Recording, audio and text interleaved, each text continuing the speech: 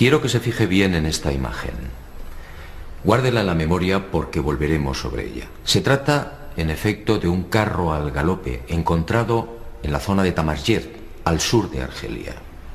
Una pintura como otras que iremos viendo, que guarda una estrecha relación con la historia que quiero contarle. Otra historia oficialmente imposible, que no será del agrado de los arqueólogos ortodoxos. Pero la verdad, como usted sabe muy bien, no es patrimonio de nadie. Sígame y juzgue por sí mismo.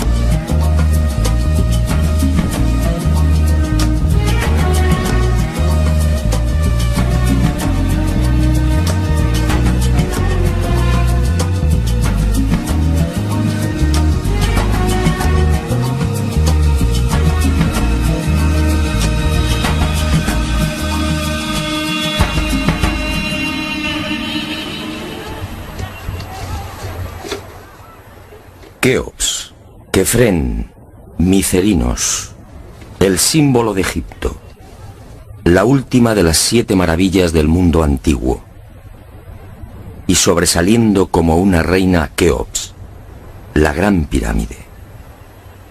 Una construcción incomprensible, un desafío a la razón,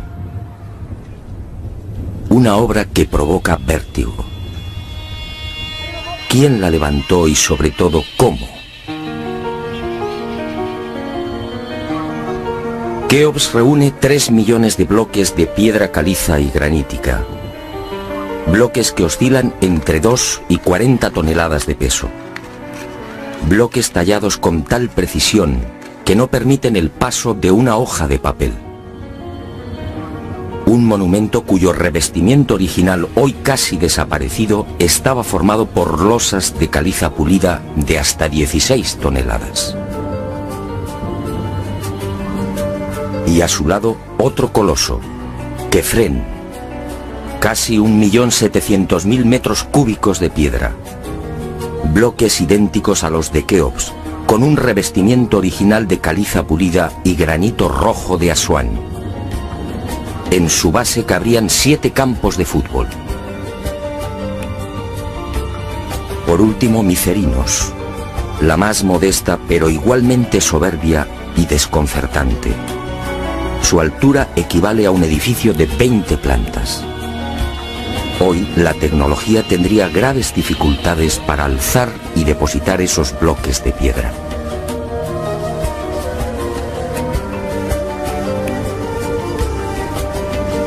A la vista de estas mareantes cifras, el mundo se pregunta, ¿cómo lo hicieron? Para la arqueología oficial no hay duda. Las pirámides de Giza fueron obra de los faraones y se levantaron hace 4.600 años. Los bloques fueron trasladados desde las vecinas canteras de Tura y Mohatan, a escasos kilómetros del Cairo, y encajados en los respectivos monumentos mediante el uso de gigantescas rampas. Rampas, dice la arqueología, por las que miles de obreros empujaban los bloques con el auxilio de rodillos de madera.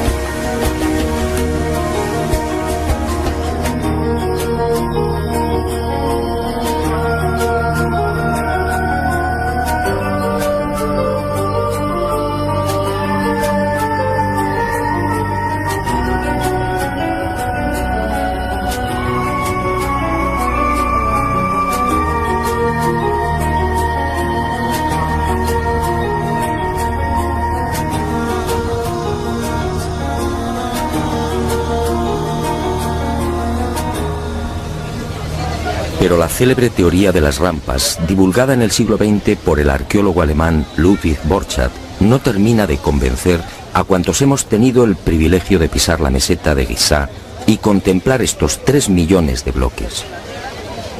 Y son dos las razones que ponen en entredicho la versión oficial.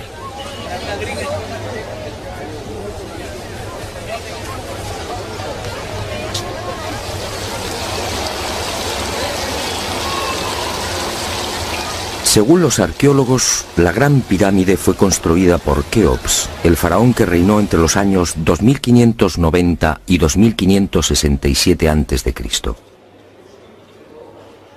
Basta un sencillo cálculo para comprobar que en esos 23 años de reinado, los trabajadores tuvieron que mover y elevar hasta las correspondientes hiladas un total de 357 bloques por día.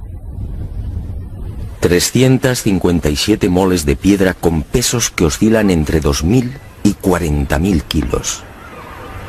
357 gigantescos sillares en 12 horas. Es decir, un bloque cada 2 minutos. Por mucha mano de obra que pudiera reunir Keops, la empresa en cuestión resulta más que dudosa. Y no solo por el arduo problema de organización, sino sobre todo por las evidentes dificultades técnicas a la hora de izar y encajar estos monstruos de caliza, granito y mármol. Los arqueólogos más conservadores se defienden escudándose en lo escrito por Heródoto en el siglo V a.C. Según el padre de la historia, los bloques eran levantados de grada en grada con el concurso de una serie de máquinas formadas por maderos cortos. Esto, al parecer, fue lo que le contaron los sacerdotes durante su visita a Egipto. Pero la narración del escritor griego no constituye un punto de partida sólido y fiable. En el 450 a.C., cuando Heródoto recorre el Nilo, habían transcurrido 2000 años desde la supuesta construcción de la Gran Pirámide por Keops.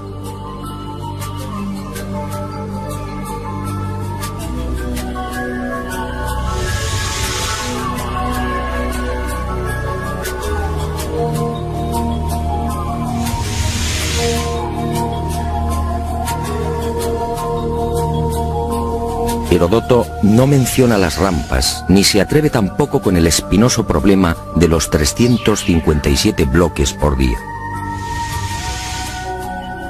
Heródoto cuenta lo que le contaron.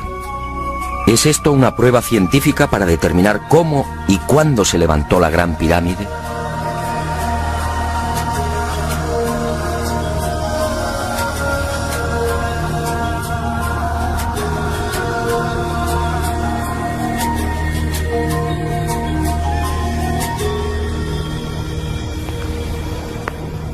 Pero existe una segunda razón de mayor calado que hace dudar de lo establecido por la arqueología.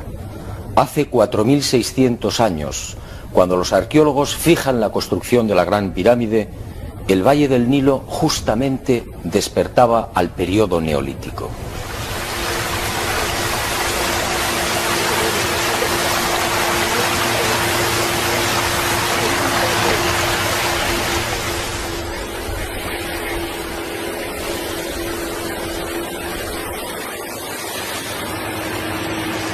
En otras palabras, tanto en el sur, en el Alto Egipto, como en las regiones del Fayum y del Delta Occidental, los habitantes malvivían en chozas de juncos y adobe. Se hallaban todavía en la Edad de Piedra, con un precario desarrollo agrícola y un incipiente pastoreo. Sus herramientas eran groseras, basadas principalmente en la industria lítica. Sería 3 siglos después, hacia el 2300 a.C., cuando estos pueblos entrarían en la Edad del Bronce. Y surge la primera gran contradicción.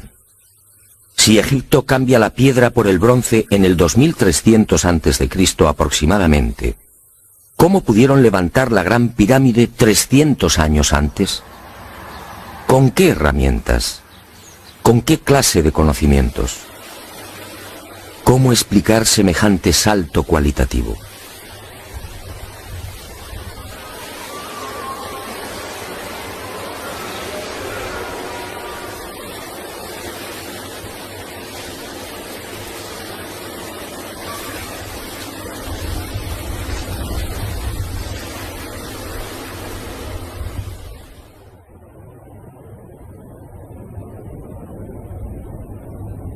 Nadie en su sano juicio y con un mínimo de información puede aceptar que esta maravilla arquitectónica fuera obra de unas gentes primitivas que ni siquiera conocían la escritura.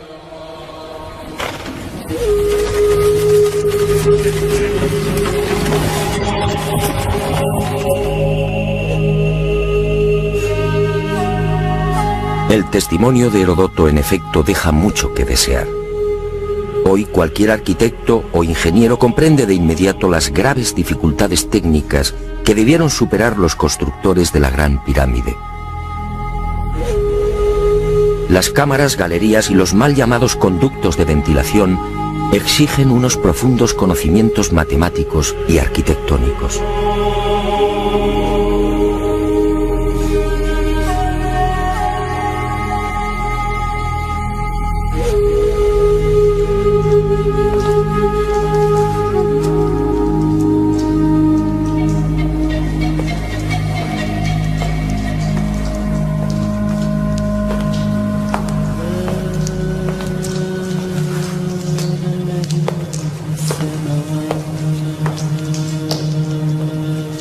Basta echar un vistazo a las toscas herramientas con las que, según los arqueólogos, se construyeron las pirámides, para comprender que algo falla en esta historia. Unas herramientas, además, que no existían hace 4600 años. Es que estos mazos, niveles, bolas de dolerita, escuadras, trineos de madera y regletas sirvieron para establecer las asombrosas proporciones de la Gran Pirámide. ¿Cómo explicar, por ejemplo, que la desviación de la orientación norte-sur de sus caras no supere los 3 minutos 20 segundos hacia el oeste? ¿Cómo explicar la increíble perfección de la angulación de los bloques de revestimiento? Hoy solo podríamos alcanzarla con instrumentos ópticos. ¿Cómo entender que hace 4600 años aquellos pueblos neolíticos dispusieran ya de una medida tan perfecta como el codo? Como es sabido, solo en la era espacial se ha podido comprobar que el metro estaba mal medido. Su longitud en realidad es algo más de lo que siempre habíamos creído. El metro exacto tiene una longitud de 1.047. Pues bien, 2 codos egipcios equivalían exactamente a 1.047. El metro de la era espacial. ¿Cómo lo lograron? Pero las dudas y contradicciones no terminan ahí. Hasta el día de hoy nadie ha logrado explicar satisfactoriamente el sistema de iluminación utilizado a la hora de construir las pirámides. Las tradicionales antorchas no sirven. No hay restos de hollín en techos o paredes. En cuanto a la fórmula de los espejos, reflejando la luz solar hasta lo más profundo, tampoco resiste un análisis medianamente serio. El movimiento del Sol obligaría a los constructores a una penosa labor de permanente rectificación. Esa luz sería útil como mucho para las salas y galerías más próximas a la entrada.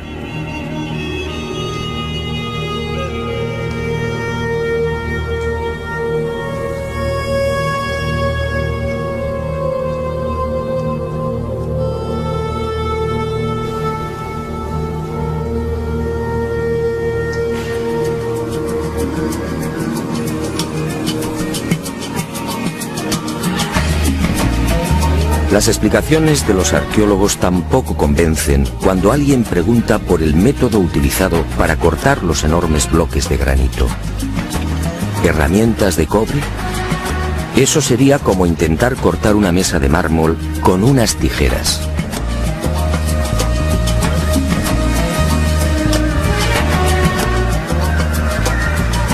Y otro tanto sucede con el asombroso y enigmático pulido de los vasos de diorita y granito. ¿Qué clase de taladro utilizaban para que la cara interior ofrezca el mismo pulido que la exterior? ¿Cómo lo lograban si por las bocas de estos panzudos vasos no cabe siquiera la mano de un niño? Y otro detalle estremecedor. Al examinar el pulido de estos vasos y platos, los expertos han comprobado que a cada vuelta la presión ejercida era 500 veces mayor que la obtenida en la actualidad con los poderosos taladros de punta de diamante artificial. Y de nuevo la gran interrogante. Si muchos de estos vasos han sido fechados en el 2600 a.C., ¿quién los fabricó? ¿El hombre de la edad de piedra? Evidentemente no.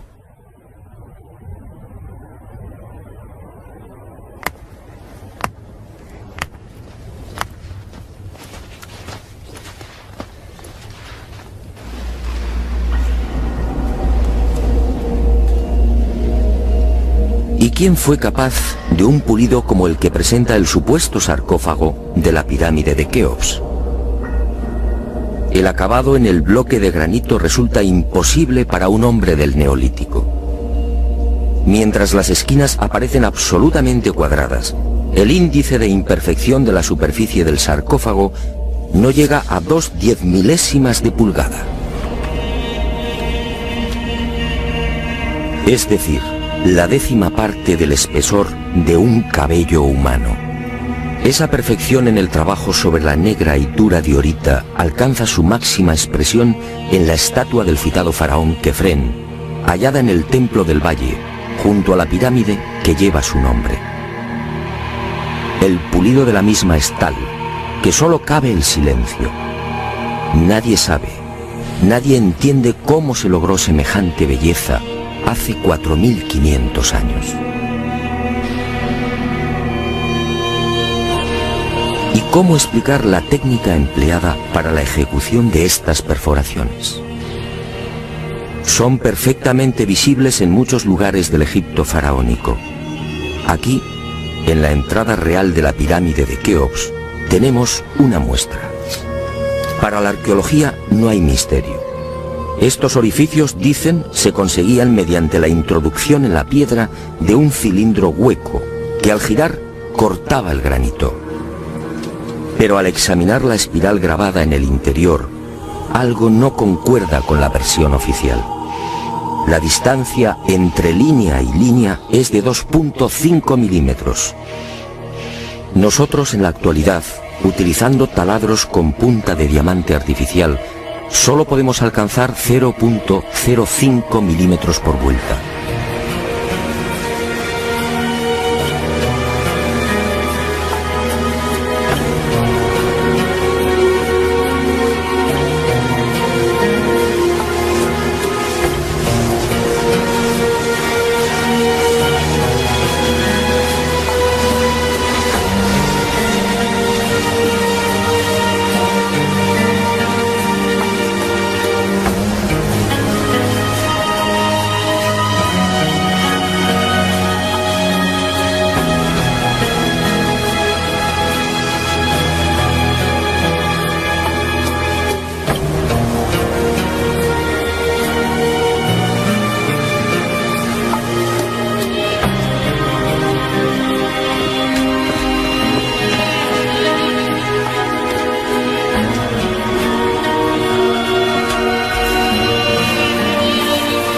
cómo desarrollaban aquellos primitivos egipcios semejante presión y fuerza con un simple cilindro hueco.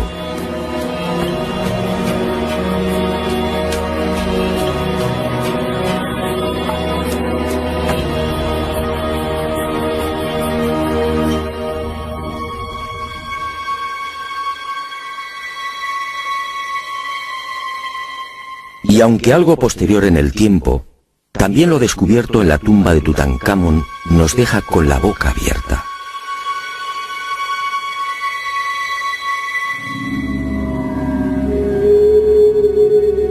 Cuchillos inoxidables, sandalias y manoplas de oro,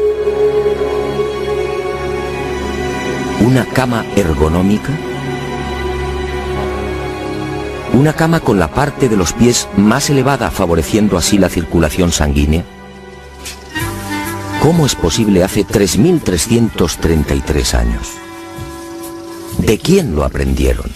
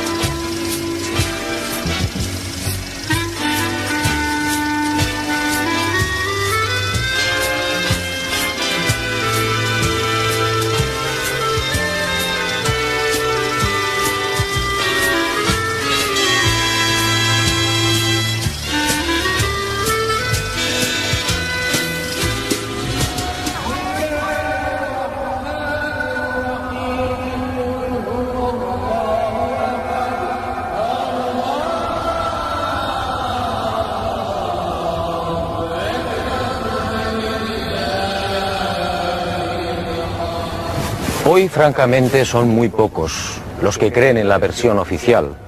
Hace 4.600 años, los pueblos que habitaban esta región no estaban en condiciones de imaginar siquiera este portento arquitectónico. Pero entonces, ¿quién levantó las pirámides?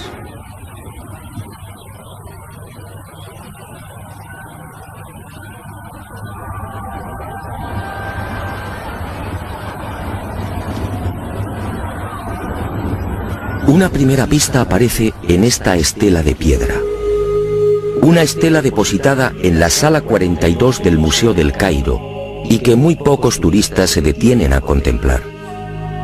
La arqueología la denomina la estela del inventario. Se trata casi con seguridad de una copia de otro texto mucho más antiguo. En ella se lee un párrafo demoledor que deja sin argumentos a los arqueólogos. Dice así: el faraón Keops fundó la casa de Isis, señora de la pirámide, detrás de la casa de la Esfinge. ¿Señora de la pirámide? ¿Quiere esto decir que la gran pirámide ya existía cuando Keops llegó al poder?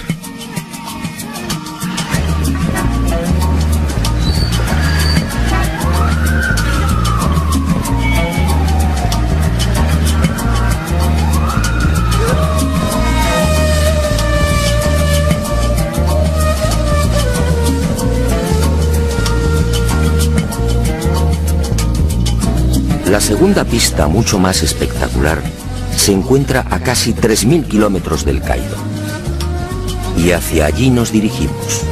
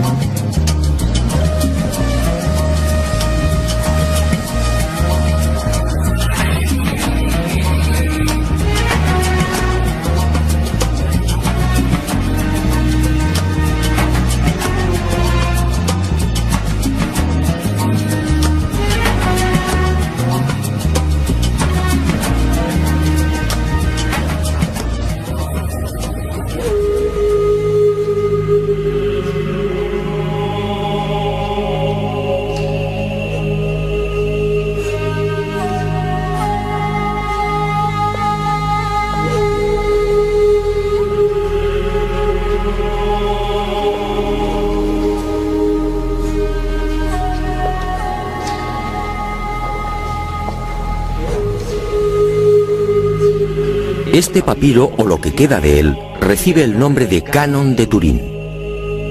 Fue descubierto en 1822 por el viajero italiano Bernardino Drobetti en la antigua ciudad egipcia de Tebas.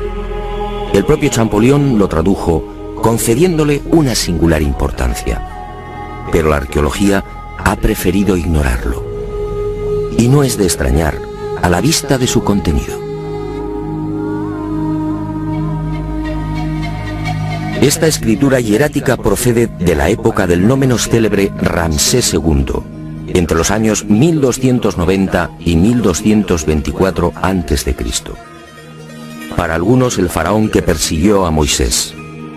En total, 160 fragmentos correspondientes a 11 hojas escritas hace 3200 años y en las que se lee una extraña lista de reyes. Una lista de reyes egipcios imposible para la ciencia. Imposible, sí, porque de aceptar lo manifestado en este documento arqueológico, la cronología faraónica se vendría abajo. ¿Y qué dice este papiro de 1,70 metros de longitud? Sencillamente que en un lejano pasado, Egipto fue gobernado por unos seres mitad hombres, mitad dioses, que recibían el nombre de Sensuhor, los compañeros de Horus.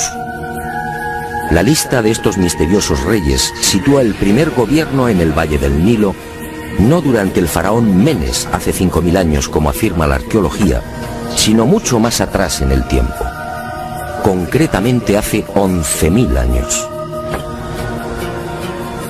Esta desconcertante y revolucionaria lista de reyes aparece ratificada en buena medida por otra historia igualmente despreciada por los arqueólogos. Me refiero a lo escrito por Manetón en el 240 a.C.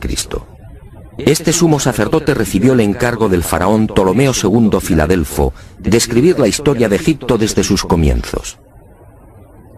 Manetón tuvo acceso a la documentación depositada en el templo de On, en Heliópolis, y cumplió el trabajo.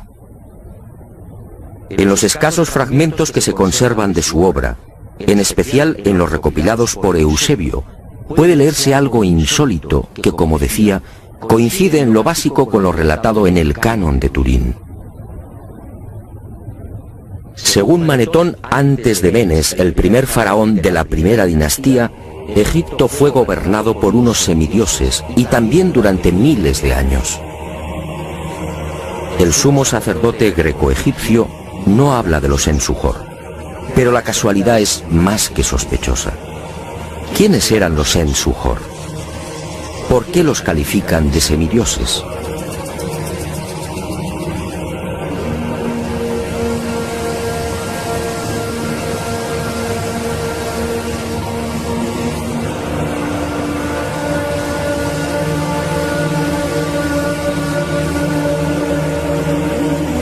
Para los arqueólogos más conservadores, los Sensuhor y la información suministrada por Manetón son pura fantasía. Y aparentemente tienen razón. Si Egipto fue gobernado hace 11.000 años, ¿dónde están las pruebas y los vestigios arqueológicos que deberían delatar a esas culturas? ¿O están ahí? ¿No será que la arqueología no los quiere ver?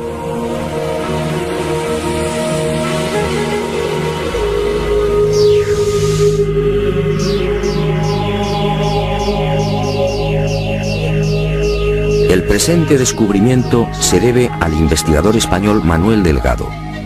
Él fue el primero en percatarse de lo que guarda el nuevo Museo Nubio. Todo un hallazgo que ofrecemos en primicia y que una vez más nos hace dudar de la cronología oficial. Este huevo de avestruz fue descubierto en la tumba 96 del cementerio 102 en Nubia por el arqueólogo inglés Cecil Malaby Firth. El hallazgo tuvo lugar en 1907, pero dada su naturaleza, fue silenciado. Alguien dibujó sobre él y lo depositó junto al cadáver. Evidentemente se trataba de un objeto muy querido por el difunto. En una de las superficies pueden apreciarse los dibujos de un avestruz y algunas plantas. En la opuesta, ¡oh sorpresa!, otra escena imposible: el curso del río Nilo y las siluetas de unas construcciones muy familiares: las 3 pirámides de la meseta de Giza. El hallazgo de este huevo de avestruz no tendría mayor importancia, de no ser por un pequeño gran detalle. Según los investigadores, los restos humanos de la citada tumba 96 se remontan a la cultura Nagada I, es decir, alrededor de 7.000 años. 7.000 años. Algo en efecto no cuadra. Si la arqueología afirma que las pirámides de Giza fueron levantadas hace 4.600 años, ¿cómo es que aparecen dibujadas en una sepultura de hace 7.000? Pero las pruebas que apuntan a un pasado mucho más remoto de lo que pretende la egiptología no terminan ahí. En 1991 volvió a encenderse la polémica. Esta vez el protagonista fue Abu el-Hol, el padre del terror, nombre dado por los naturales de la región a la mítica esfinge.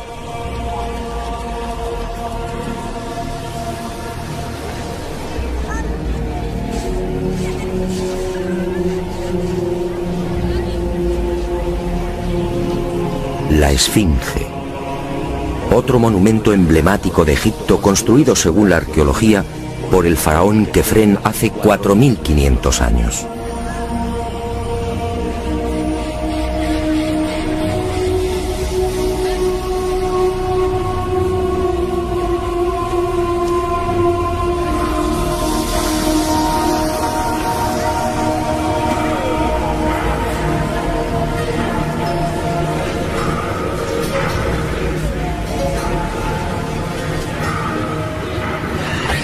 Lo que hoy podemos contemplar tiene escasa relación con la estampa original.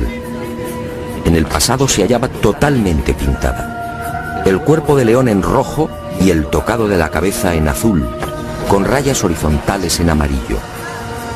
Portaba una barba postiza y por delante de esa barba aparecía una estatua a tamaño natural. Durante la invasión de los mamelucos, la esfinge fue cañoneada y la nariz destrozada.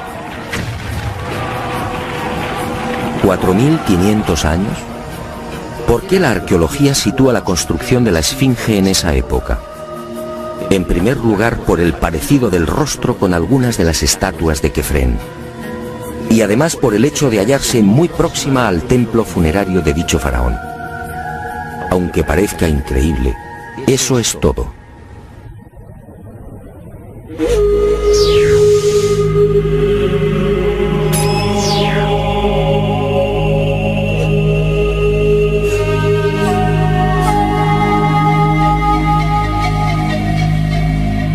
Y en 1991, como decía, los arqueólogos fueron arrinconados de nuevo contra las cuerdas.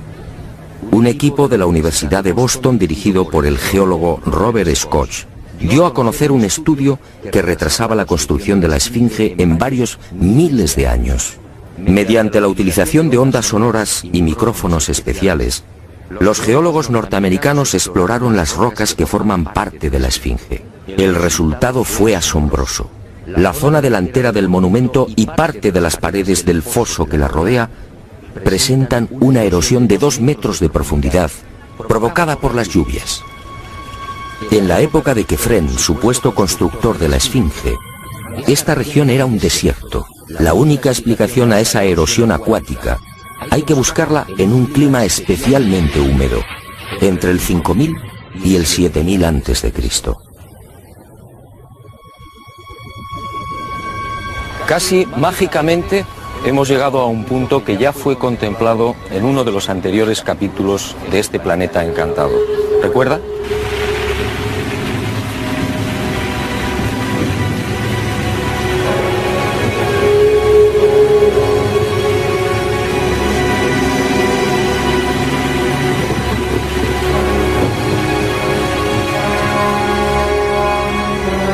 Al hablar del Gran Jardín, pudimos comprobar cómo todo el norte de África, hace unos 12.000 años aproximadamente, se vio sometido a un dramático cambio climático. En otras palabras, la Universidad de Boston acertó.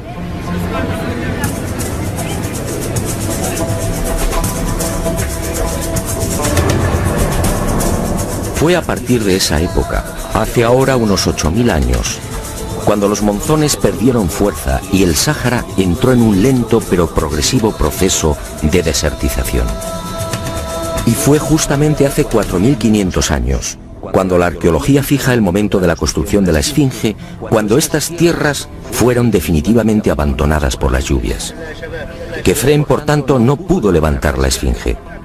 Como mucho, quizá la restauró. El padre del terror estaba aquí desde mucho antes. La huella de las torrenciales lluvias registradas en el llamado Gran Húmedo Holocénico es incuestionable.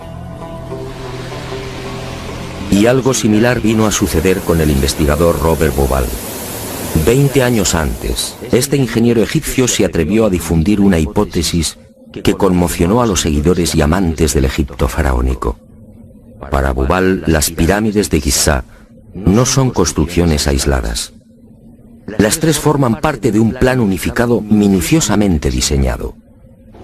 Y para irritación de los arqueólogos más conservadores, formuló una teoría que volvía a poner en tela de juicio la ya desacreditada cronología oficial. La tesis de Bauval es conocida como la correlación de Orión, es decir, el asombroso parecido en la disposición de Keos, Kefren y Micerinos respecto a las tres estrellas que forman el cinturón de Orión. Basta trazar una línea entre las tres pirámides y otra entre las estrellas del cinturón para observar que sendas ubicaciones son casi idénticas. Casi idénticas, sí, pero no iguales. El ángulo de las pirámides es de 172 grados y el de las estrellas de Orión en la actualidad de 181. Bauval se percató de esta pequeña diferencia y tuvo una genial intuición. Con la ayuda de las computadoras retrocedió en la historia y descubrió que la alineación de las estrellas del cinturón de Orión coincidía con la de las pirámides hace 12.500 años. No son demasiadas coincidencias. Por un lado, la geología demuestra que la Esfinge tuvo que ser construida en pleno Gran Húmedo, es decir, hace más de 9.000 años. Por otro, el papiro de Turín y Manetón aseguran que unos semidioses gobernaron el valle del Nilo hace 11.000 o 12.000 años, quizá más. También el huevo de avestruz hallado en la tumba 96 en Nubia nos dice que las pirámides existían ya hace 7.000 años, y la tesis de Bauval pone punto final, insistiendo de nuevo en esa misteriosa fecha, 12.500 años.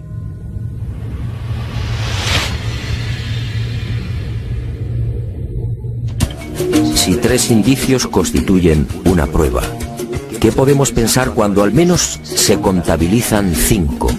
5 indicios, sí, de momento.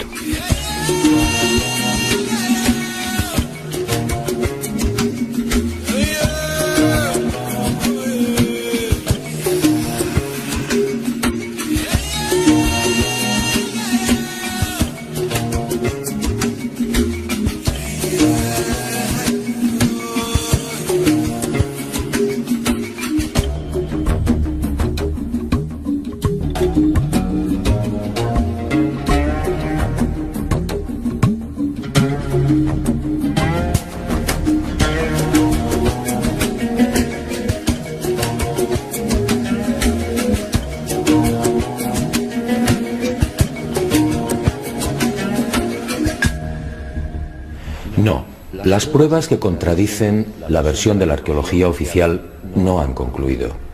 ¿Recuerda usted esta pintura? Fue descubierta en el Tassili argelino. Según los arqueólogos, tiene una antigüedad aproximada de 5.500 años, probablemente mucho más. Se trata, en mi opinión, de un carro egipcio. Pero ¿cómo es posible? ¿Un carro egipcio a 2.500 kilómetros del Nilo?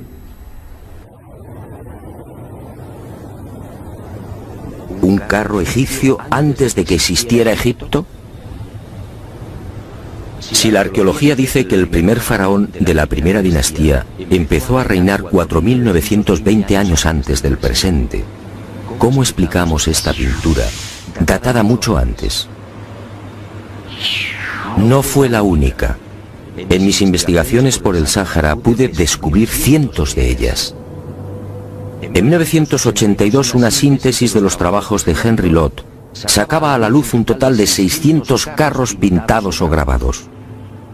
A estos hay que sumar otros 400, distribuidos por Mauritania, Marruecos, Argelia, Libia, Mali y Níger. Más de 1000 carros pintados o grabados a 2000, 3000 y 5000 kilómetros del Nilo. ¡Qué extraño! Carros y conductores típicamente egipcios. Perfiles, tocados y vestiduras son elocuentes. Carros y personajes egipcios en el corazón del Sáhara. Cuando interrogué a los arqueólogos, la mayoría se encogió de hombros. A decir verdad, estas pinturas no son cómodas. Algunas han sido fechadas en una época en la que, según la arqueología, carros y caballos no habían hecho acto de presencia en Egipto. Otras, como las del Tassili o el Fesán libio, son mucho más escandalosas. Los análisis de las sustancias orgánicas contenidas en los pigmentos han sido desconcertantes. 6000, 8000 y hasta 9000 años de antigüedad. ¿Carros y conductores egipcios hace 9000 años? Y casi sin querer, a la vista de estos documentos pictóricos, la memoria vuelve a poner en pie los hallazgos de la Universidad de Boston, el papiro de Turín, la historia narrada por Manetón, las pirámides pintadas en el huevo de avestruz o el descubrimiento de Bubal. Naturalmente, para la arqueología, estas pinturas y grabados no tienen sentido. El caballo y los carros, dicen, entraron en Egipto hacia el 1700 a.C. y lo hicieron con la invasión de los Hicsos, un pueblo procedente de la Alta Siria que gobernó la mitad oriental del delta. Nuevo y grave error de la arqueología. El caballo y los carros, como demuestran estas pinturas y grabados, ya existían en el Sáhara mucho antes de la XIII dinastía. Otra cuestión es que no quieran reconocerlo, y es comprensible. Si los egipcios y su cultura proceden del Sáhara, ¿en qué queda la supuesta hegemonía del Egipto faraónico?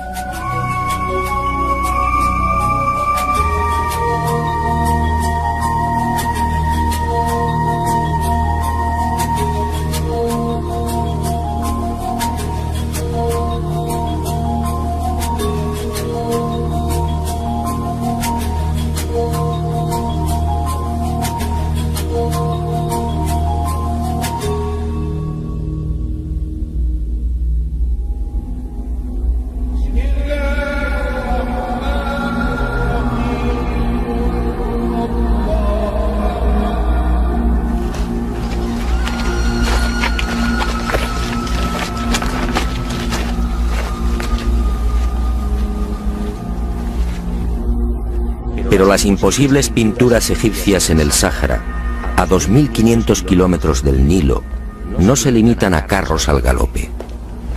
Otras, para desconcierto e irritación de la arqueología, presentan escenas muy diferentes. Ofrendas. Personajes adornados con el ubeus, la serpiente sagrada sobre las cabezas. Barcas igualmente egipcias. Vestimentas similares a las que lucen faraones y sacerdotes.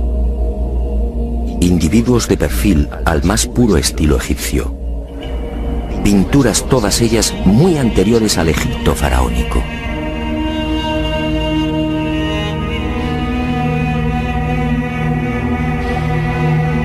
¿Barcas egipcias en pleno desierto?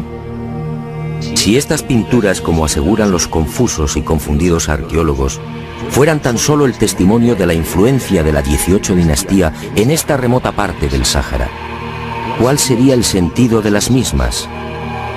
En esa época, durante la 18 dinastía, hace 3500 años, esta zona era un desierto idéntico al que ahora vemos.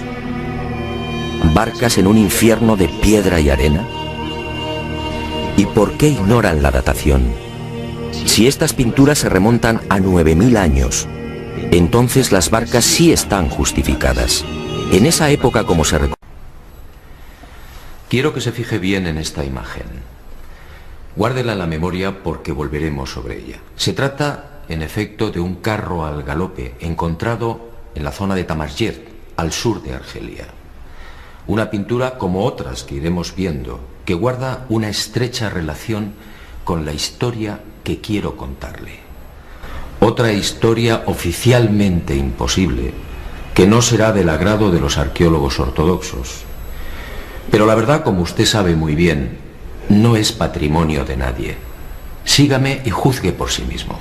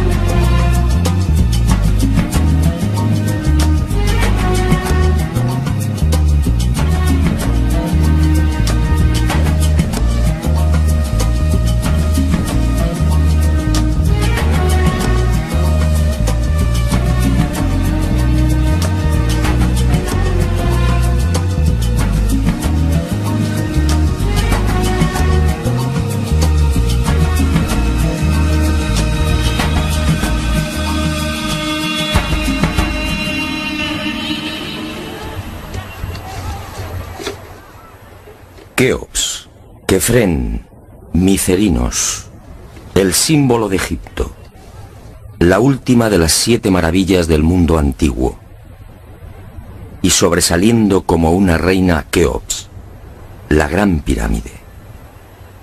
Una construcción incomprensible, un desafío a la razón, una obra que provoca vértigo. ¿Quién la levantó y sobre todo cómo?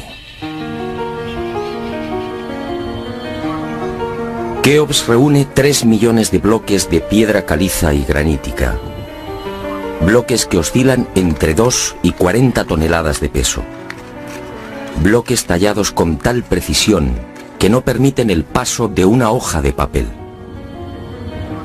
Un monumento cuyo revestimiento original, hoy casi desaparecido, estaba formado por losas de caliza pulida de hasta 16 toneladas. Y a su lado, otro coloso, Kefren, casi 1.700.000 metros cúbicos de piedra. Bloques idénticos a los de Keops, con un revestimiento original de caliza pulida y granito rojo de Asuán. En su base cabrían 7 campos de fútbol. Por último, Micerinos, la más modesta pero igualmente soberbia y desconcertante. Su altura equivale a un edificio de 20 plantas. Hoy la tecnología tendría graves dificultades para alzar y depositar esos bloques de piedra.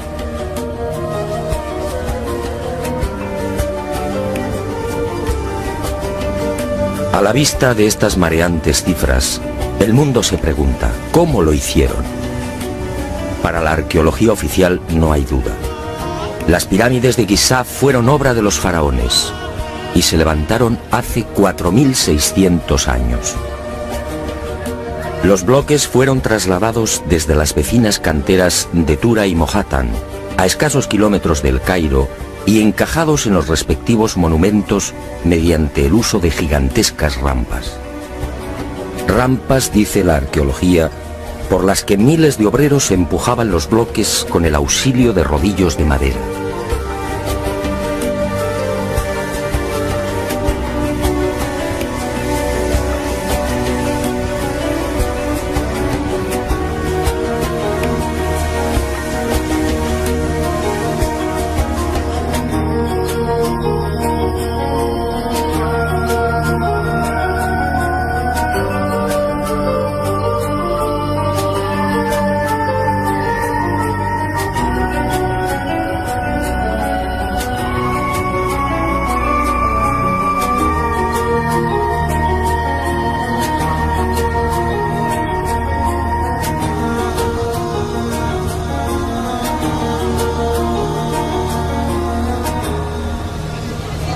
Pero la célebre teoría de las rampas, divulgada en el siglo XX por el arqueólogo alemán Ludwig Borchardt, no termina de convencer a cuantos hemos tenido el privilegio de pisar la meseta de Giza y contemplar estos 3 millones de bloques. Y son dos las razones que ponen en entredicho la versión oficial.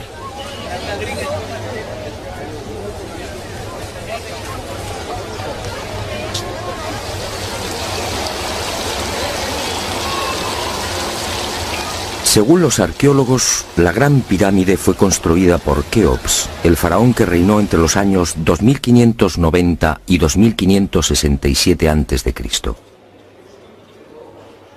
Basta un sencillo cálculo para comprobar que en esos 23 años de reinado, los trabajadores tuvieron que mover y elevar hasta las correspondientes hiladas un total de 357 bloques por día. 357 moles de piedra con pesos que oscilan entre 2.000 y 40.000 kilos. 357 gigantescos sillares en 12 horas. Es decir, un bloque cada 2 minutos. Por mucha mano de obra que pudiera reunir Keops, la empresa en cuestión resulta más que dudosa. Y no solo por el arduo problema de organización, sino sobre todo por las evidentes dificultades técnicas a la hora de izar y encajar estos monstruos de caliza, granito y mármol. Los arqueólogos más conservadores se defienden escudándose en lo escrito por Heródoto en el siglo V a.C. Según el padre de la historia, los bloques eran levantados de grada en grada con el concurso de una serie de máquinas formadas por maderos cortos. Esto, al parecer, fue lo que le contaron los sacerdotes durante su visita a Egipto.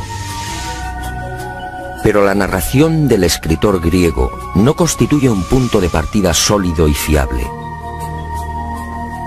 En el 450 a.C., cuando Heródoto recorre el Nilo, habían transcurrido 2000 años desde la supuesta construcción de la Gran Pirámide por Keops.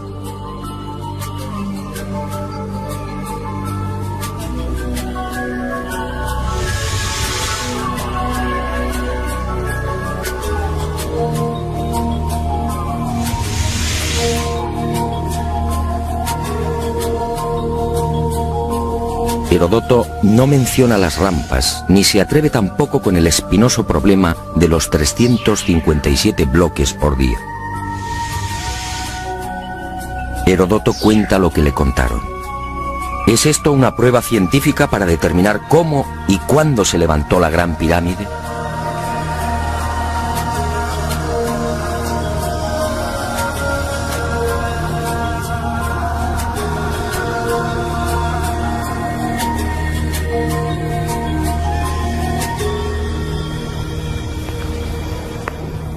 Pero existe una segunda razón de mayor calado que hace dudar de lo establecido por la arqueología.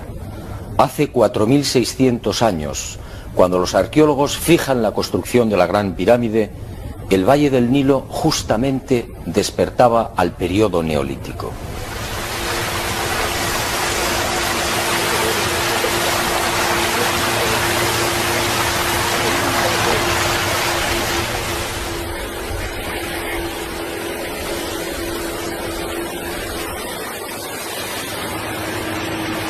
En otras palabras, tanto en el sur, en el Alto Egipto, como en las regiones del Fayum y del Delta Occidental, los habitantes malvivían en chozas de juncos y adobe.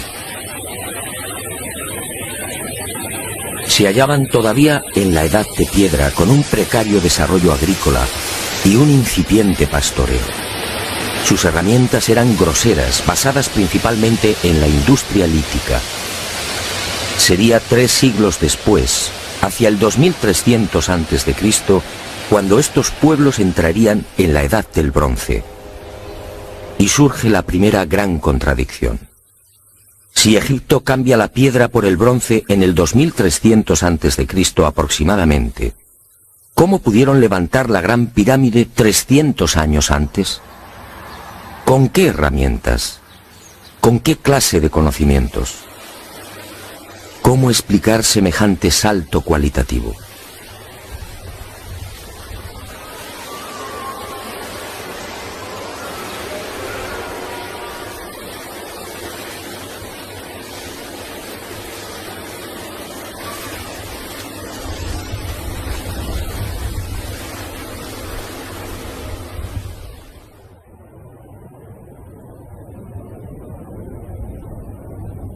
Nadie en su sano juicio y con un mínimo de información puede aceptar que esta maravilla arquitectónica fuera obra de unas gentes primitivas que ni siquiera conocían la escritura.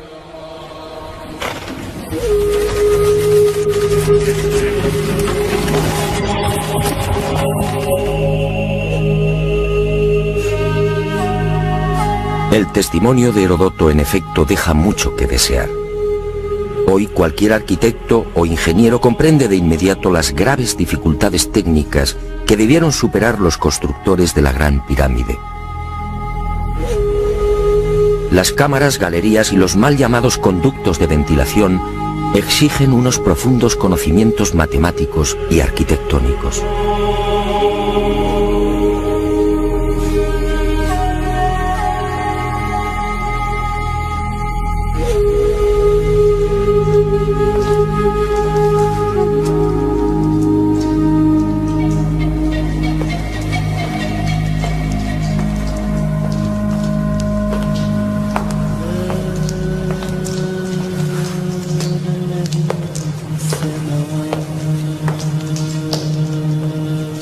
Basta echar un vistazo a las toscas herramientas con las que, según los arqueólogos, se construyeron las pirámides para comprender que algo falla en esta historia. Unas herramientas, además, que no existían hace 4600 años. Es que estos mazos, niveles, bolas de dolerita, escuadras, trineos de madera y regletas sirvieron para establecer las asombrosas proporciones de la Gran Pirámide. ¿Cómo explicar, por ejemplo, que la desviación de la orientación norte-sur de sus caras no supere los 3 minutos 20 segundos hacia el oeste? ¿Cómo explicar la increíble perfección de la angulación de los bloques de revestimiento? Hoy solo podríamos alcanzarla con instrumentos ópticos. ¿Cómo entender que hace 4600 años aquellos pueblos neolíticos dispusieran ya de una medida tan perfecta como el codo? Como es sabido, solo en la era espacial se ha podido comprobar que el metro estaba mal medido. Su longitud en realidad es algo más de lo que siempre habíamos creído. El metro exacto tiene una longitud de 1.047. Pues bien, 2 codos egipcios equivalían exactamente a 1.047. El metro de la era espacial. ¿Cómo lo lograron? Pero las dudas y contradicciones no terminan ahí. Hasta el día de hoy nadie ha logrado explicar satisfactoriamente el sistema de iluminación utilizado a la hora de construir las pirámides. Las tradicionales antorchas no sirven. No hay restos de hollín en techos o paredes. En cuanto a la fórmula de los espejos, reflejando la luz solar hasta lo más profundo, tampoco resiste un análisis medianamente serio. El movimiento del Sol obligaría a los constructores a una penosa labor de permanente rectificación. Esa luz sería útil como mucho para las salas y galerías más próximas a la entrada.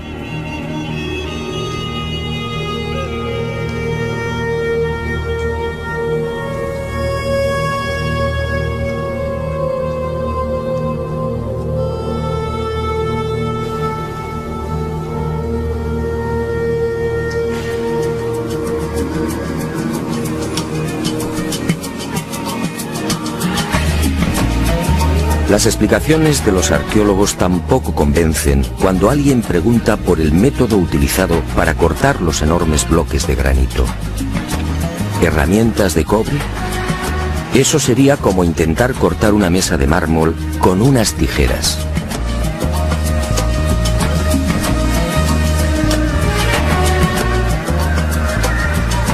Y otro tanto sucede con el asombroso y enigmático pulido de los vasos de diorita y granito. ¿Qué clase de taladro utilizaban para que la cara interior ofrezca el mismo pulido que la exterior? ¿Cómo lo lograban si por las bocas de estos panzudos vasos no cabe siquiera la mano de un niño? Y otro detalle estremecedor. Al examinar el pulido de estos vasos y platos, los expertos han comprobado que a cada vuelta la presión ejercida era 500 veces mayor que la obtenida en la actualidad con los poderosos taladros de punta de diamante artificial. Y de nuevo la gran interrogante. Si muchos de estos vasos han sido fechados en el 2600 a.C., ¿quién los fabricó? ¿El hombre de la edad de piedra? Evidentemente no.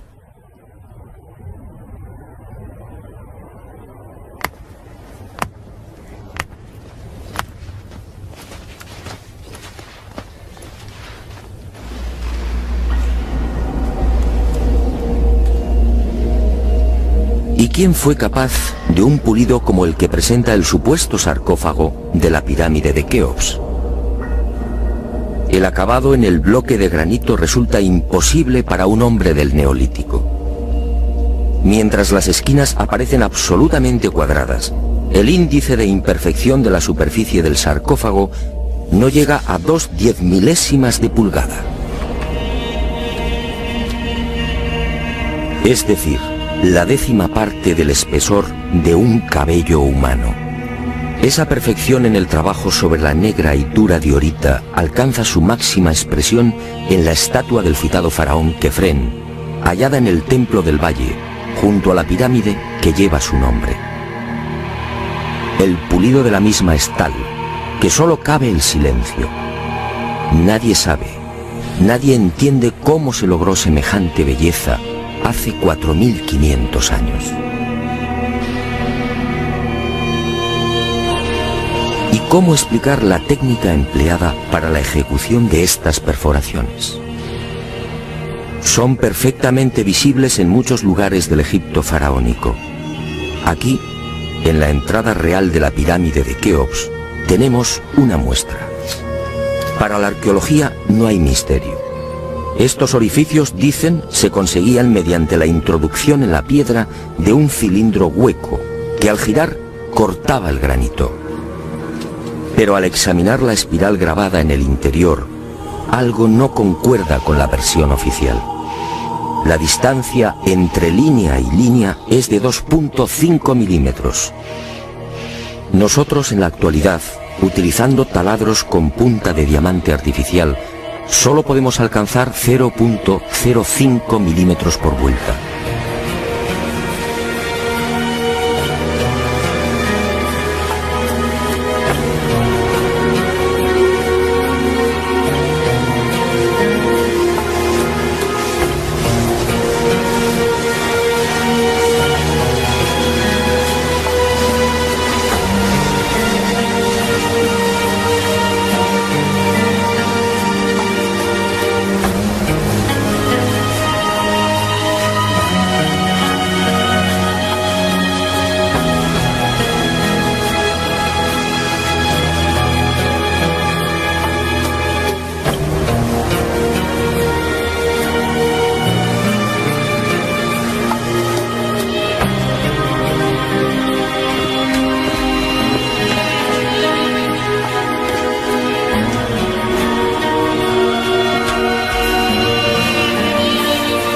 cómo desarrollaban aquellos primitivos egipcios semejante presión y fuerza con un simple cilindro hueco.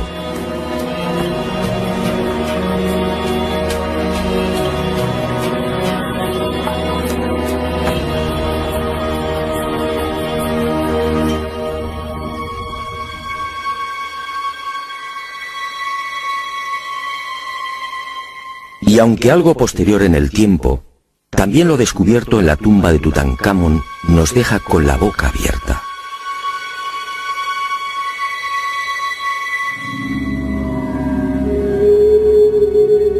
Cuchillos inoxidables, sandalias y manoplas de oro, una cama ergonómica, una cama con la parte de los pies más elevada, favoreciendo así la circulación sanguínea. ¿Cómo es posible hace 3.333 años? ¿De quién lo aprendieron?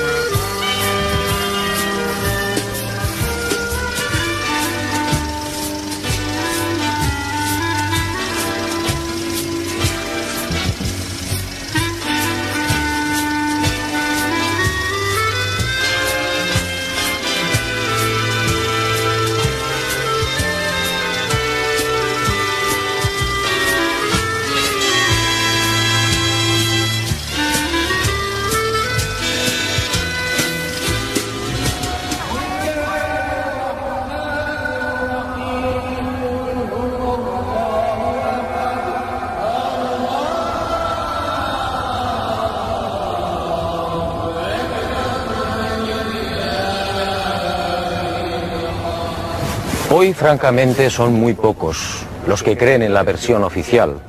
Hace 4.600 años, los pueblos que habitaban esta región no estaban en condiciones de imaginar siquiera este portento arquitectónico. Pero entonces, ¿quién levantó las pirámides?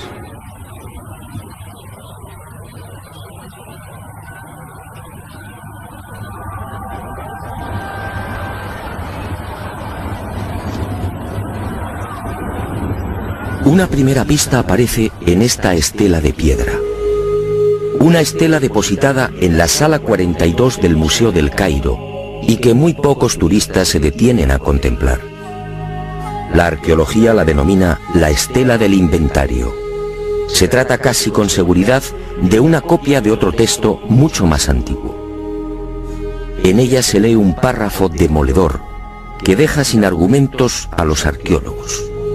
Dice así: El faraón Keops fundó la casa de Isis, señora de la pirámide, detrás de la casa de la Esfinge. ¿Señora de la pirámide? ¿Quiere esto decir que la Gran Pirámide ya existía cuando Keops llegó al poder?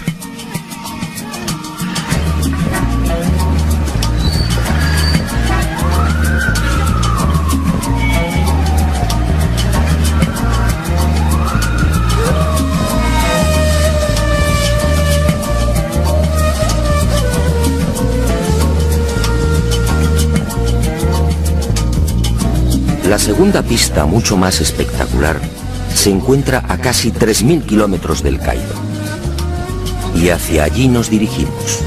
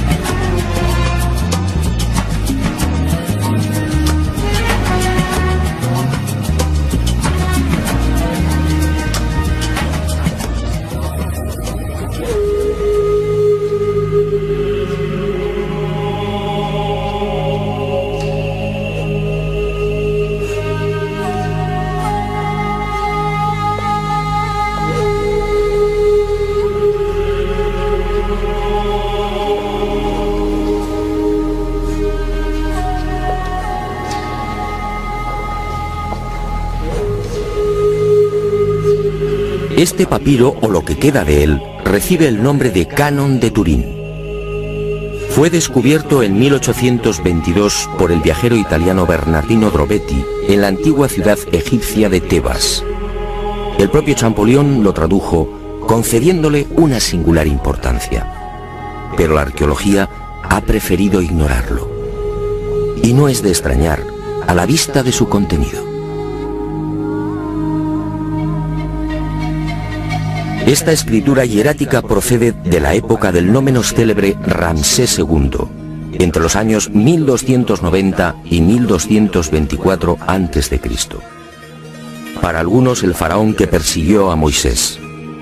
En total, 160 fragmentos correspondientes a 11 hojas escritas hace 3200 años y en las que se lee una extraña lista de reyes. Una lista de reyes egipcios imposible para la ciencia. Imposible, sí, porque de aceptar lo manifestado en este documento arqueológico, la cronología faraónica se vendría abajo. ¿Y qué dice este papiro de 1,70 metros de longitud? Sencillamente que en un lejano pasado, Egipto fue gobernado por unos seres mitad hombres, mitad dioses, que recibían el nombre de Sensuhor, los compañeros de Horus.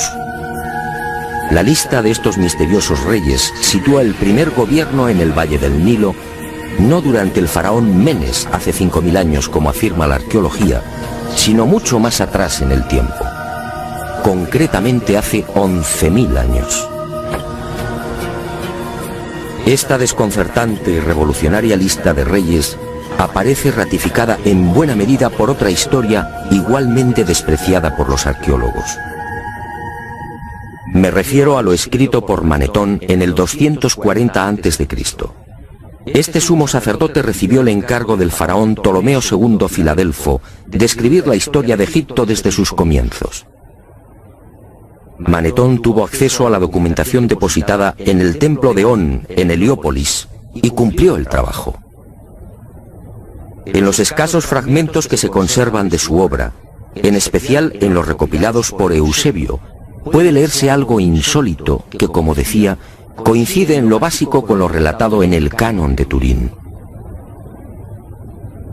Según Manetón, antes de Menes, el primer faraón de la primera dinastía, Egipto fue gobernado por unos semidioses y también durante miles de años.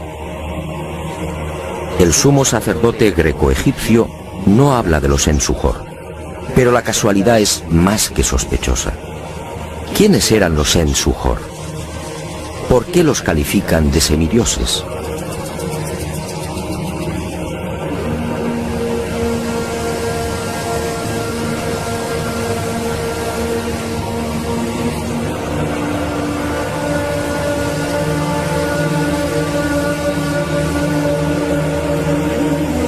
Para los arqueólogos más conservadores, los Ensuhor y la información suministrada por Manetón son pura fantasía. Y aparentemente tienen razón. Si Egipto fue gobernado hace 11.000 años, ¿dónde están las pruebas y los vestigios arqueológicos que deberían delatar a esas culturas? ¿O están ahí? ¿No será que la arqueología no los quiere ver?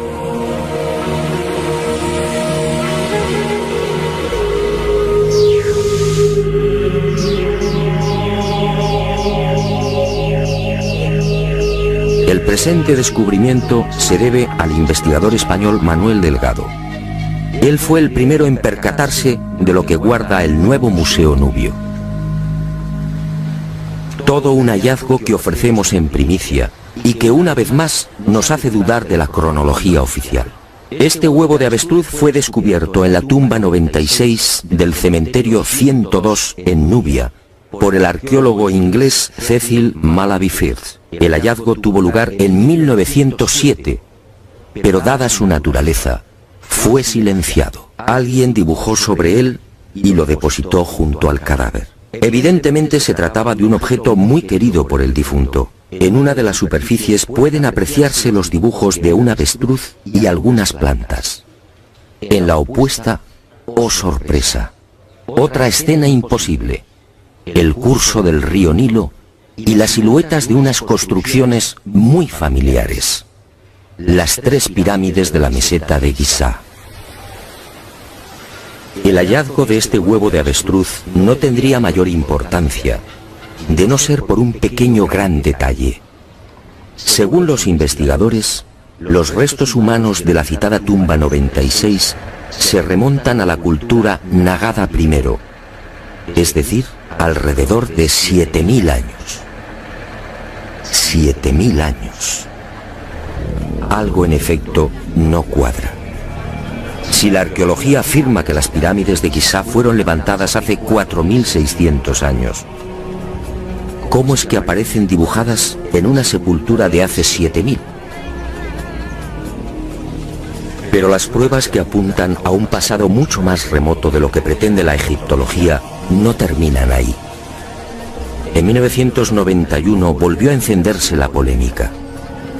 Esta vez el protagonista fue Abu el-Hol, el padre del terror, nombre dado por los naturales de la región a la mítica esfinge.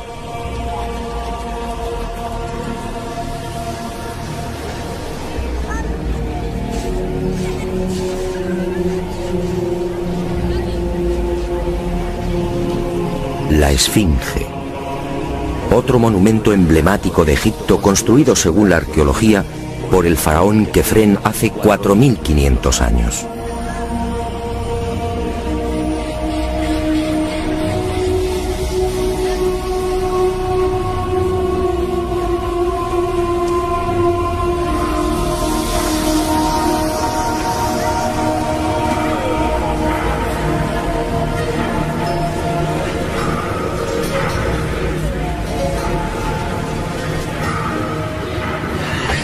Lo que hoy podemos contemplar tiene escasa relación con la estampa original. En el pasado se hallaba totalmente pintada. El cuerpo de león en rojo y el tocado de la cabeza en azul, con rayas horizontales en amarillo. Portaba una barba postiza y por delante de esa barba aparecía una estatua a tamaño natural. Durante la invasión de los mamelucos, la esfinge fue cañoneada y la nariz destrozada. 4500 años. ¿Por qué la arqueología sitúa la construcción de la esfinge en esa época? En primer lugar, por el parecido del rostro con algunas de las estatuas de Kefren. Y además por el hecho de hallarse muy próxima al templo funerario de dicho faraón. Aunque parezca increíble, eso es todo.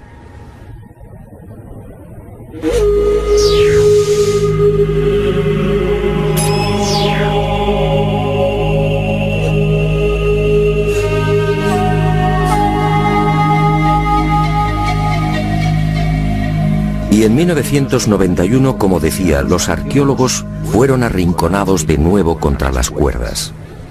Un equipo de la Universidad de Boston, dirigido por el geólogo Robert Scott, dio a conocer un estudio que retrasaba la construcción de la esfinge en varios miles de años. Mediante la utilización de ondas sonoras y micrófonos especiales, los geólogos norteamericanos exploraron las rocas que forman parte de la esfinge. El resultado fue asombroso. La zona delantera del monumento y parte de las paredes del foso que la rodea presentan una erosión de 2 metros de profundidad, provocada por las lluvias. En la época de Kefren, supuesto constructor de la esfinge, esta región era un desierto. La única explicación a esa erosión acuática hay que buscarla en un clima especialmente húmedo, entre el 5000 y el 7000 a.C. Casi mágicamente hemos llegado a un punto que ya fue contemplado en uno de los anteriores capítulos de este planeta encantado. ¿Recuerda?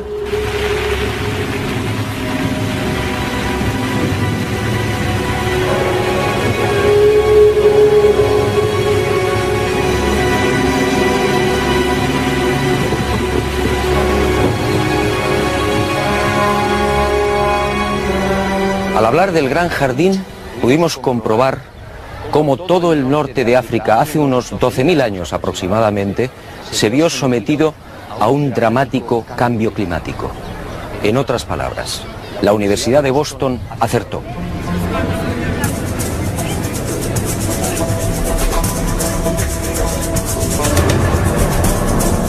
Fue a partir de esa época, hace ahora unos 8000 años, cuando los monzones perdieron fuerza y el Sáhara entró en un lento pero progresivo proceso de desertización. Y fue justamente hace 4500 años, cuando la arqueología fija el momento de la construcción de la Esfinge, cuando estas tierras fueron definitivamente abandonadas por las lluvias. Kefren, por tanto, no pudo levantar la Esfinge. Como mucho, quizá la restauró. El padre del terror estaba aquí desde mucho antes. La huella de las torrenciales lluvias registradas en el llamado Gran Húmedo Holocénico es incuestionable. Y algo similar vino a suceder con el investigador Robert Bauval. 20 años antes, este ingeniero egipcio se atrevió a difundir una hipótesis que conmocionó a los seguidores y amantes del Egipto faraónico.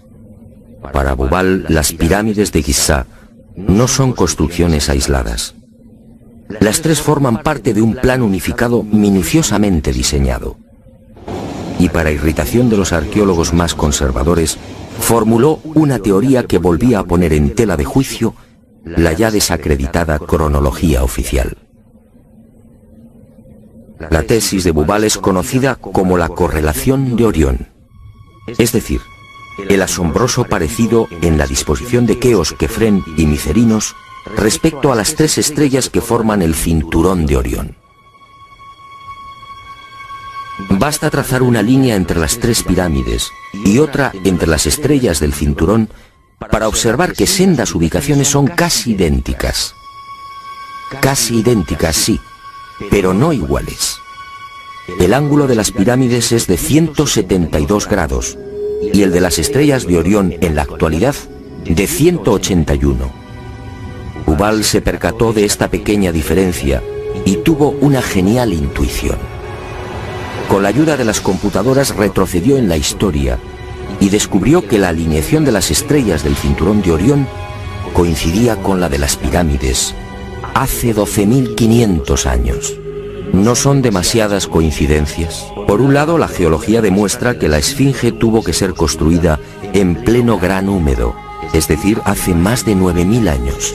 Por otro, el papiro de Turín y Manetón aseguran que unos semidioses gobernaron el valle del Nilo hace 11.000 o 12.000 años. Quizá más. También el huevo de avestruz hallado en la tumba 96 en Nubia nos dice que las pirámides existían ya hace 7.000 años. Y la tesis de Bauval pone punto final, insistiendo de nuevo en esa misteriosa fecha. 12.500 años.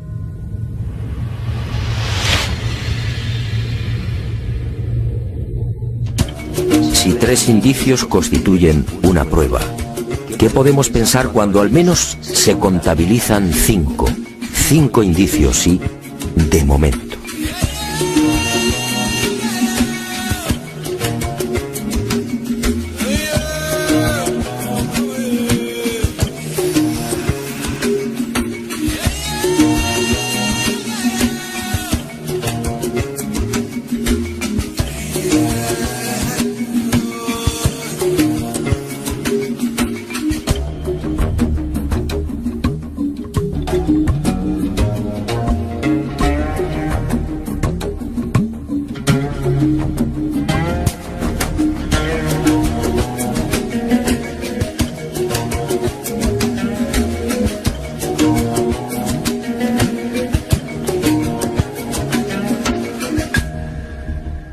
No, las pruebas que contradicen la versión de la arqueología oficial no han concluido.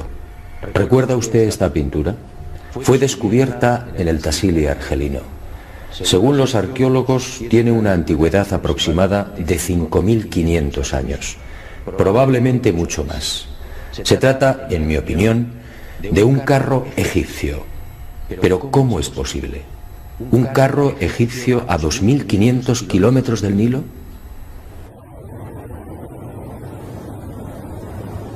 ¿Un carro egipcio antes de que existiera Egipto? Si la arqueología dice que el primer faraón de la primera dinastía empezó a reinar 4.920 años antes del presente, ¿cómo explicamos esta pintura, datada mucho antes? No fue la única, En mis investigaciones por el Sáhara pude descubrir cientos de ellas. En 1982, una síntesis de los trabajos de Henry Lott sacaba a la luz un total de 600 carros pintados o grabados.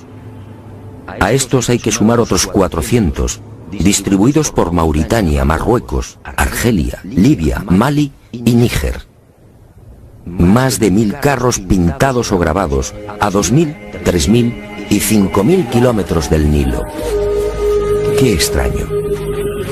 Carros y conductores típicamente egipcios. Perfiles, tocados y vestiduras son elocuentes. Carros y personajes egipcios en el corazón del Sáhara. Cuando interrogué a los arqueólogos, la mayoría se encogió de hombros. A decir verdad, estas pinturas no son cómodas. Algunas han sido fechadas en una época en la que, según la arqueología, carros y caballos no habían hecho acto de presencia en Egipto. Otras, como las del Tassili o el Fesán libio, son mucho más escandalosas. Los análisis de las sustancias orgánicas contenidas en los pigmentos han sido desconcertantes. 6000, 8000 y hasta 9000 años de antigüedad. ¿Carros y conductores egipcios hace 9000 años? Y casi sin querer, a la vista de estos documentos pictóricos, la memoria vuelve a poner en pie los hallazgos de la Universidad de Boston, el papiro de Turín, la historia narrada por Manetón, las pirámides pintadas en el huevo de avestruz o el descubrimiento de Bubal. Naturalmente, para la arqueología, estas pinturas y grabados no tienen sentido. El caballo y los carros, dicen, entraron en Egipto hacia el 1700 a.C. Y lo hicieron con la invasión de los Hicsos, un pueblo procedente de la Alta Siria que gobernó la mitad oriental del delta. Nuevo y grave error de la arqueología. El caballo y los carros, como demuestran estas pinturas y grabados, ya existían en el Sáhara mucho antes de la XIII dinastía. Otra cuestión es que no quieran reconocerlo. Y es comprensible. Si los egipcios y su cultura proceden del Sáhara, ¿en qué queda la supuesta hegemonía del Egipto faraónico?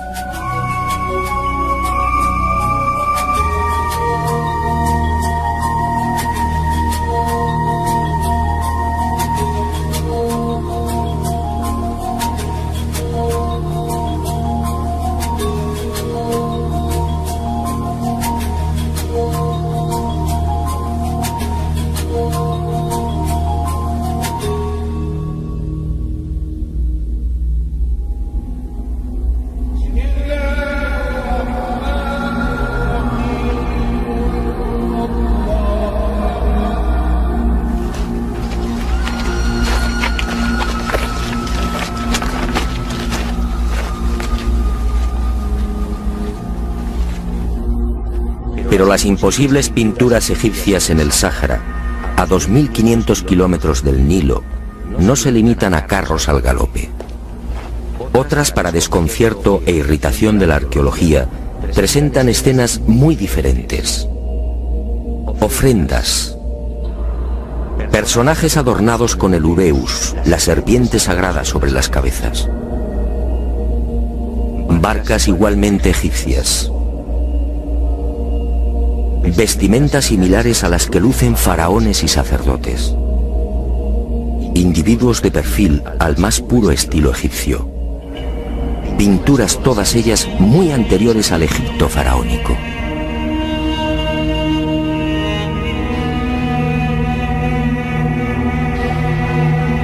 ¿Barcas egipcias en pleno desierto?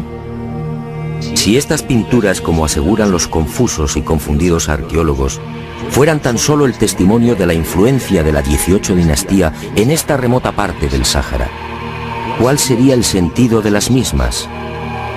En esa época, durante la 18 dinastía, hace 3500 años, esta zona era un desierto idéntico al que ahora vemos. ¿Barcas en un infierno de piedra y arena? ¿Y por qué ignoran la datación? Si estas pinturas se remontan a 9000 años, entonces las barcas sí están justificadas. En esa época, como se recordará, el Sáhara era un jardín, con ríos tan anchos y caudalosos como el actual Amazonas. Pero las extrañas coincidencias van más allá. En esta tumba, a lo largo de más de 120 metros, hace 3100 años, Ramsés III mandó pintar lo que se conoce como el Libro de las Puertas, una especie de cartografía del más allá, una síntesis de la religión del inframundo, la religión del río infernal, la religión que partió del Sáhara y que posteriormente, con las migraciones, apareció entre los guanches, los íberos y los etruscos. ¿Casualidad? ¿Y qué decir de los cientos de representaciones de la vaca sagrada Hathor, del buey Apis o del carnero Amón, todos egipcios con el disco solar entre los cuernos? ¿Cómo explicar que estas mismas imágenes podamos encontrarlas en las pinturas y grabados rupestres de Marruecos, Libia o Argelia? Grabados y pinturas, no lo olvidemos, de 9000, 10.000 y 12.000 años de antigüedad, es decir, muy anteriores a los bóvidos egipcios. Para el que lo quiera ver, está muy claro. El dios Sol o Amón-Ra de los egipcios, el Achamón de los guanches o el Baal-Jamón de los fenicios tienen un origen común: el profundo y olvidado Sáhara.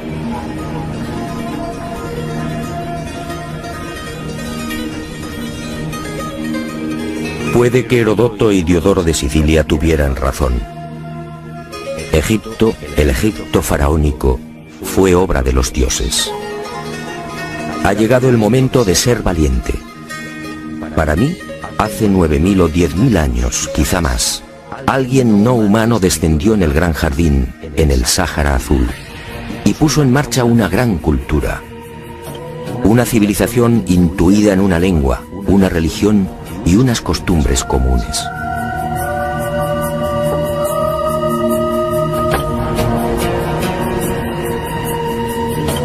Esos seres, esos dioses de cabezas redondas pintados en Tassili, podían proceder de Orión.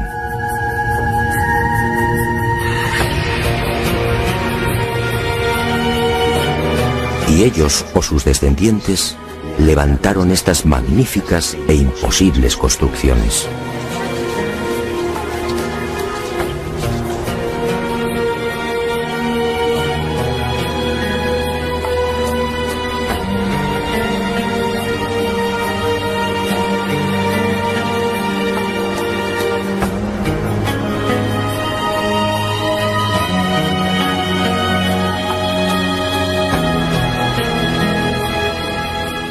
¿Cree usted que se trata de un sueño? Schopenhauer decía que toda verdad, al nacer, es ridiculizada y perseguida. Demos tiempo al tiempo. Algún día el hombre se verá obligado a escribir de nuevo la historia.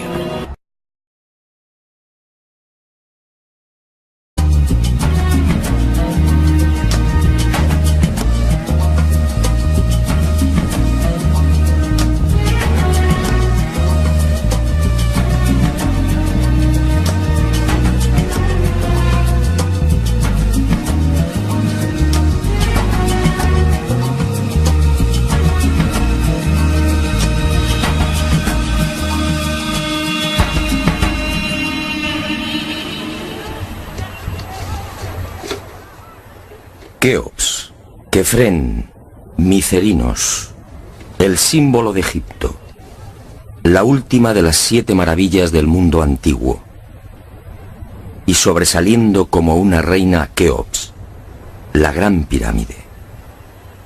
Una construcción incomprensible, un desafío a la razón, una obra que provoca vértigo. ¿Quién la levantó y sobre todo cómo? Keops reúne 3 millones de bloques de piedra caliza y granítica. Bloques que oscilan entre 2 y 40 toneladas de peso. Bloques tallados con tal precisión que no permiten el paso de una hoja de papel. Un monumento cuyo revestimiento original, hoy casi desaparecido, estaba formado por losas de caliza pulida de hasta 16 toneladas. Y a su lado otro coloso, Kefren, casi 1.700.000 metros cúbicos de piedra. Bloques idénticos a los de Keops, con un revestimiento original de caliza pulida y granito rojo de Asuán. En su base cabrían 7 campos de fútbol. Por último, Micerinos, la más modesta pero igualmente soberbia y desconcertante. Su altura equivale a un edificio de 20 plantas. Hoy la tecnología tendría graves dificultades para alzar y depositar esos bloques de piedra.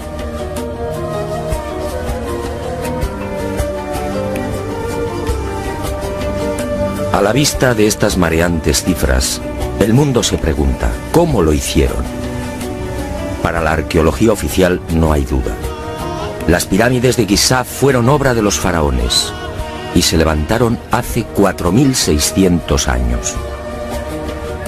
Los bloques fueron trasladados desde las vecinas canteras de Tura y Mohatan, a escasos kilómetros del Cairo, y encajados en los respectivos monumentos mediante el uso de gigantescas rampas.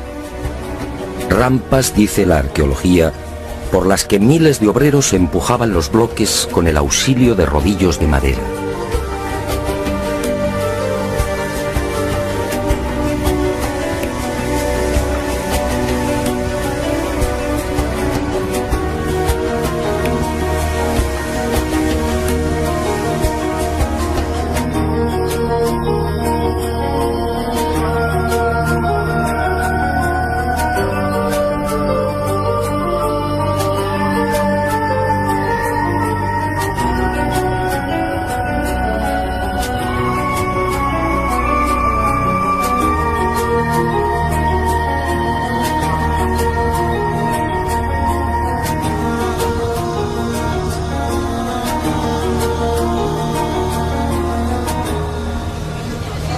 Pero la célebre teoría de las rampas, divulgada en el siglo XX por el arqueólogo alemán Ludwig Borchardt, no termina de convencer a cuantos hemos tenido el privilegio de pisar la meseta de Giza y contemplar estos 3 millones de bloques.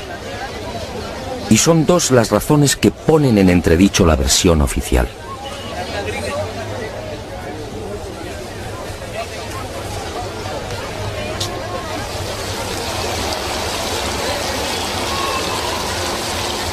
Según los arqueólogos, la Gran Pirámide fue construida por Keops, el faraón que reinó entre los años 2590 y 2567 a.C.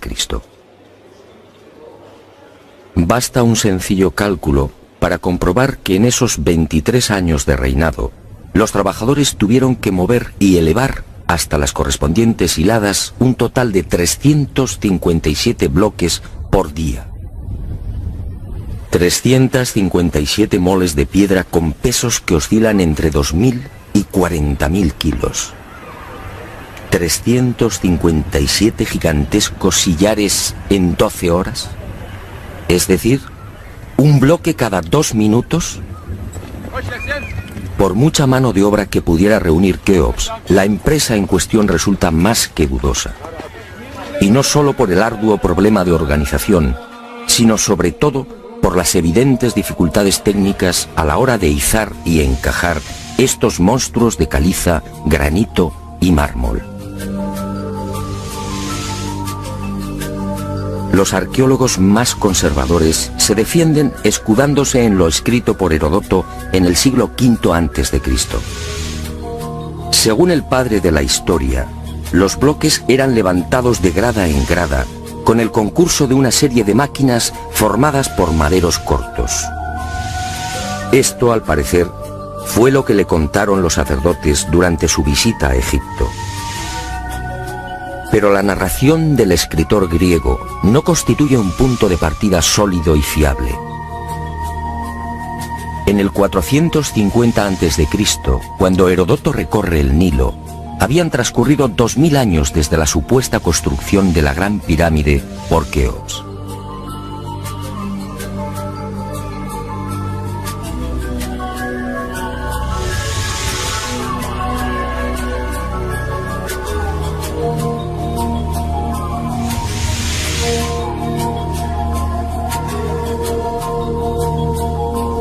Heródoto no menciona las rampas, ni se atreve tampoco con el espinoso problema de los 357 bloques por día. Heródoto cuenta lo que le contaron. ¿Es esto una prueba científica para determinar cómo y cuándo se levantó la Gran Pirámide?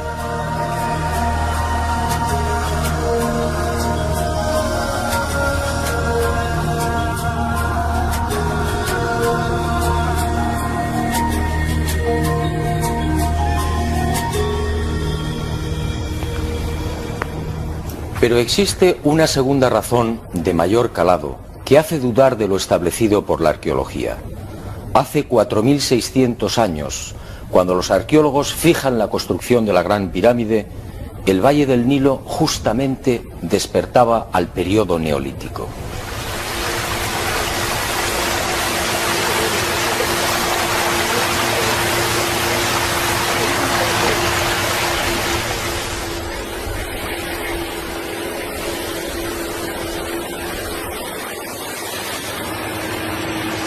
En otras palabras, tanto en el sur, en el Alto Egipto, como en las regiones del Fayum y del Delta Occidental, los habitantes malvivían en chozas de juncos y adobe. Se hallaban todavía en la Edad de Piedra, con un precario desarrollo agrícola y un incipiente pastoreo. Sus herramientas eran groseras, basadas principalmente en la industria lítica. Sería 3 siglos después, hacia el 2300 a.C., cuando estos pueblos entrarían en la Edad del Bronce. Y surge la primera gran contradicción. Si Egipto cambia la piedra por el bronce en el 2300 a.C. aproximadamente, ¿cómo pudieron levantar la Gran Pirámide 300 años antes? ¿Con qué herramientas? ¿Con qué clase de conocimientos? ¿Cómo explicar semejante salto cualitativo?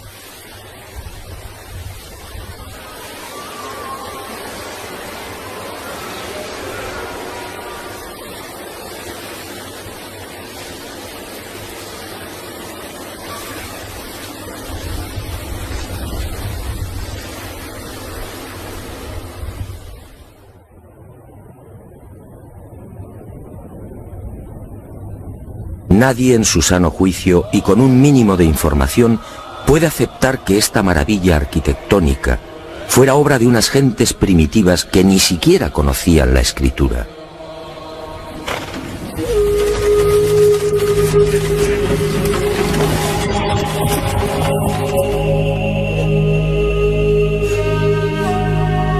El testimonio de Heródoto, en efecto, deja mucho que desear. Hoy cualquier arquitecto o ingeniero comprende de inmediato. Quiero que se fije bien en esta imagen. Guárdela en la memoria porque volveremos sobre ella. Se trata, en efecto, de un carro al galope encontrado en la zona de Tamasjet, al sur de Argelia. Una pintura como otras que iremos viendo, que guarda una estrecha relación con la historia que quiero contarle.